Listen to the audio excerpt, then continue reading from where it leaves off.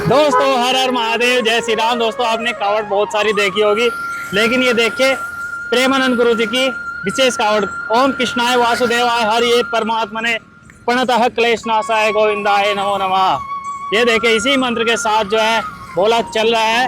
अभी भोले से बात करते हैं थोड़ी सी। और एक तरफ हनुमान जी है, सब सुख कहे तुम्हारी शरणा तुम रक्षक रहो डरना। ये दो मंत्र के साथ में भोला चल रहा है।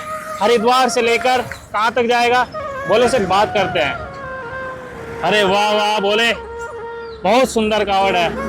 और ये जो दो मंत्र के साथ में आप चल रहे हो ना, ये बहुत बहुत दिव्य मंत्र है और संसार के सबसे बड़े मंत्र है। आइए भोले से बात कर लेते हैं थोड़ी सी।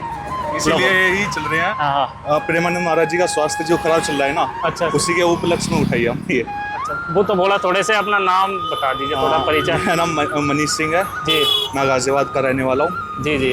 और अभी कांवर हम 8 साल से ज़्यादा हो चुके हैं उठाते उठाते जी। इस बार। लेकिन अभी कुछ टाइम पहले वृंदावन जाना हुआ था। तो वहाँ पे प्रेमानंद महाराज जी का स्वास्थ्य खराब था, तो इसलिए महाराज जी के अच्छे स्वास्थ्य के लिए कांवर उठा ली। देखो दोस्तों, ये चमत्कार से कम नहीं है, क्योंकि जो है इस कलयुग में जहाँ एक और युवा किसके क्षेत्र में जा रहा है आपको पता ही है, कौन कौन से व्यसन कर रहा किसके। लेकिन आजकल का युवा देखो, ये प्रेमानंद जी महाराज कोई वैसे संत नहीं है, ये स्वयं राधा रानी का स्वरूप है, जिन्होंने इन युवाओं, जो कलयुग में युवा है, उनको बदल के रख दिया है। ऐसे ऐसे युवा का परिवर्तन किया है। देखो उनकी केयर करने के लिए ये भगवान का स्वरूप है। राधा रानी खुद मन में डालती है कि तुम उसके लिए कावड़ उठाओ। तो ये मन में कैसे आया कि इस तरह के? मन में सिर्फ यही आया, स्वास्थ्य उनका खराब था, ठीक है। और अगर हम कभी भी परेशान होते हैं ना, या कोई भी माइंड में स्ट्रेस चल रहा होता है, उनकी 4-5 बातें सुनते हैं, अपने ऑटोमेटिक खत्म हो जाता है। ऑटोमेटिक खत्म हो जाता है, बिल्कुल भी स्ट्रेस फ्री हो जाते हैं। अगर कोई हमारे माइंड में क्वेश्चन है जी। तो हम उनको सुनते हैं तो वो भी खत्म हो जाता है ऑटोमेटिकली। उसमें कोई ये नहीं होता कि हाँ भाई सोल्यूशन नहीं मिलता, हमें 100% सोल्यूशन मिलता है। जो भी हमारे मन में समस्या होती है ना, उसका सोल्यूशन 100% मिल जाता है। ये नहीं कि डायरेक्टली उनके पास जाएंगे तो उनको क्वेश्चन पुट आउट करेंगे। तो ऐसा कुछ नहीं है। हम बात वो, जैसे हमारे माइंड में कोई क्वेश्चन है तो ऑटोमेटिक थोड़ी सी बात सुनेंगे तो उससे क्लियर हो जाएगा अपने आप ही कि हाँ हमें ये डायरेक्शन लेना है। अच्छा। तो उसके बाद में सब क्लियर हो जाता है। तो आपने कब सुना उनके बारे में? सबसे पहले आपको कब पता लगा कि ऐसे भी संत है, और आप उनके किस विचार से ज्यादा प्रभावित थे? उनके विचार से सिर्फ ये है कि कुछ टाइम पहले नवंबर में, ये नवंबर 2024 में थोड़ा काफी ज्यादा स्ट्रेस चल रहा था माइंड में। अच्छा। बहुत ज्यादा डिप्रेशन टाइप में हो गया था। लेकिन उनका फिर मेरे एक फ्रेंड ने उनके कुछ रील्स भेजी। तो सुन के अच्छा लगा मेरे को। तो धीरे धीरे एकदम सडनली, नहीं कि हम मेरे को कहीं जाना है, एक ऐसे हम जा रहे थे सैटरडे को शनि मंदिर कोसीकला वाले में। तो हम वहां से रास्ता भूल गए और सीधे उनके पास पहुंच गए। सीधे वहां पहुंच गए, रास्ता वहां पहुंच गए और फिर वहीं पे रुक गए हम। अच्छा। फिर उसके बाद में उनको देखा तो 5 मिनट हमें ऐसा लगा कि माइंड फ्री हो गए, बिल्कुल जैसे मेंटल इंसान होता है ना।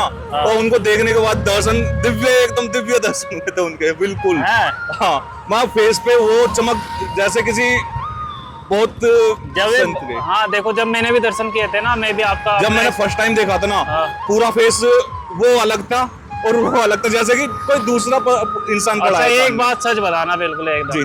देखो ये अनुभव मैंने भी किया है।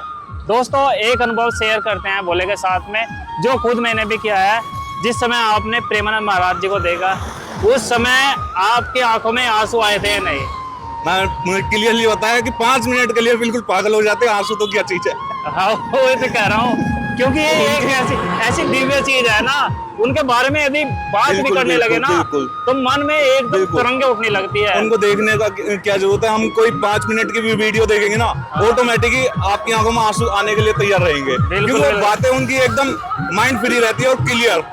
जिससे कि क्या कहते हैं, कोई हमारे को जजमेंट करने की जरूरत नहीं आती कि कोई डाउटफुली होती है। जैसे हम किसी टीचर से बात करते हैं तो 99% के लिए होता है, 1% फिर भी डाउट रह जाता है। लेकिन महाराज जी से बिना क्वेश्चन करे हुए भी 100% क्लियर हो जाता है हमारा माइंड। तो इसमें ऐसा कुछ नहीं होता कि हाँ कि कोई डाउट रह जाता है। और देखो उन्हीं के भरोसे ना, और मैं अपने और फ्रेंडों को गाइड करता हूँ कि भाई ये गलत है, ऐसे ना करके ऐसे कीजिए, बिल्कुल क्लियर हो जाएगा।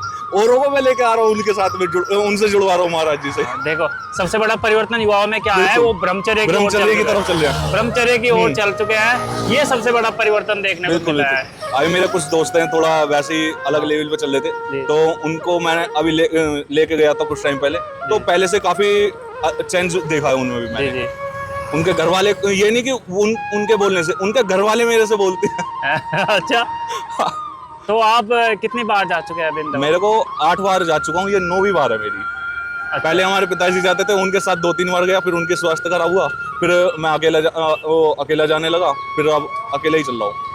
अभी उनका पापा जी का स्वास्थ्य है, मम्मी जी का स्वास्थ्य है, उनके लिए भी लेकर चल रहा हूँ मैं। अच्छा, उनके लिए भी है, माँ बाप के लिए भी और गुरु के लिए भी। बिल्कुल, जैसा गुरु पूर्णिमा है हमारे लिए तो बिल्कुल गुरु से भी ऊपर है। जैसे ये समझ लीजिए कलयुग के भगवान है हमारे लिए तो। वो तो है ही, वो तो उसमें तो कोई संदेह नहीं है। बिल्कुल। जैसे आज गुरु पूर्णिमा है, तो आज आपने क्या किया महाराज जी के लिए? महाराज जी के लिए सिर्फ कुछ नहीं, हमने कुछ टाइम का मौन रखा है, जिससे कि क्या कहते हैं, उनके स्वास्थ्य को और जल्दी से अच्छा हो। और गुरु ही हैं, उनके लिए क्या ही कर सकते हैं, वो तो कम ही है। जो भी करें वो कम होता है गुरु जी। हम एक काम तो कर सकते हैं, उनसे प्रेम तो कर सकते हैं।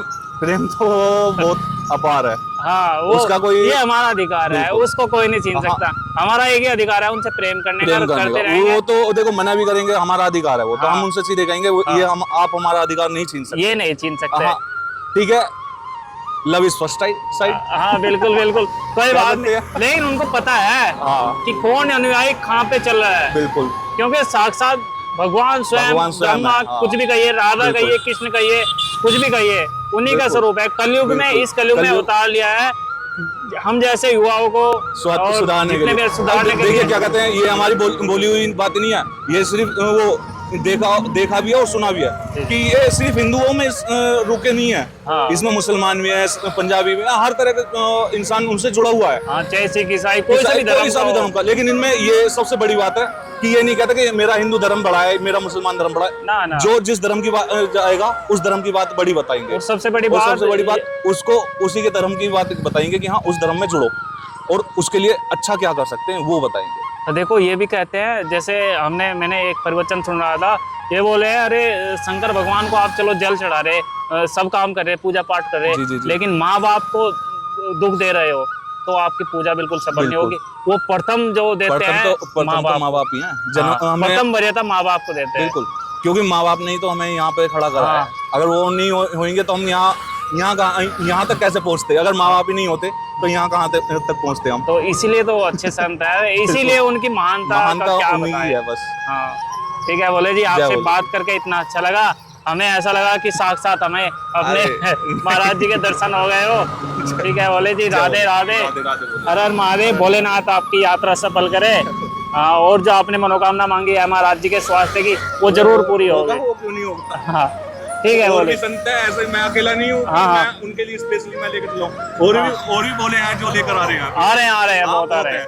ठीक है बोले जी, हर हर ये तो कुछ नहीं हुआ, तो मुझसे ही बारी लेकर आ रहे हैं। ठीक है बोले जी, जय बोले। ये जल फिर आप कहाँ पे लेके जाओगे? मैं अभी बोले दुधेश्वरनाथ गाजियाबाद मंदिर है, दुधेश्वरनाथ मंदिर में लेकर जाता है। अच्छा, वहीं पे लेके जाओ। जी। ठीक है बोले जी, अपनी यात्रा प्रारंभ कीजिए। हर